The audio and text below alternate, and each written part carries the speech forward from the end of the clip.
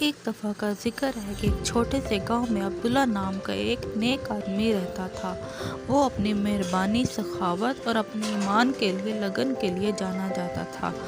اپنے محدود ذرائع کے باوجود اس نے اپنے زیادہ تر دن دوسروں کی مدد کرنے اور اسلام کے پیغام کو پھیلانے میں گزارے۔ ایک دن شدید خشک سالی نے زمین کو نشانہ بنایا اور دیہاتیوں کو خوراک اور پانی کی تلاش میں جدوجہد کرنا پڑی۔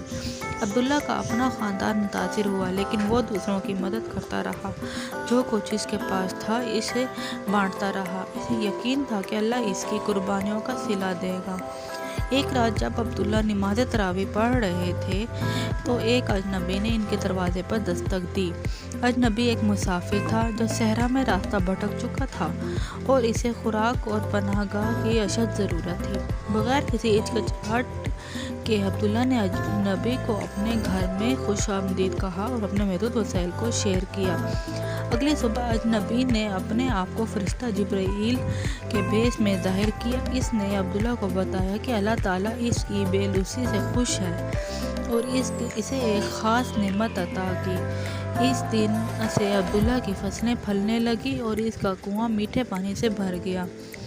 عبداللہ کی مثال سے متاثر ہو کر گاؤں والوں نے بھی اللہ کی طرف رجوع کیا اور معافی مانگی۔ جلد ہی پورے گاؤں کو فراوانی اور خوشحالی نصیب ہو گئی۔ عبداللہ کے غیر متزلزل ایمان اور مہربانی نے نہ صرف اپنے لیے بلکہ ارد گرد کے لوگوں کے لیے بھی برکتیں سمیٹ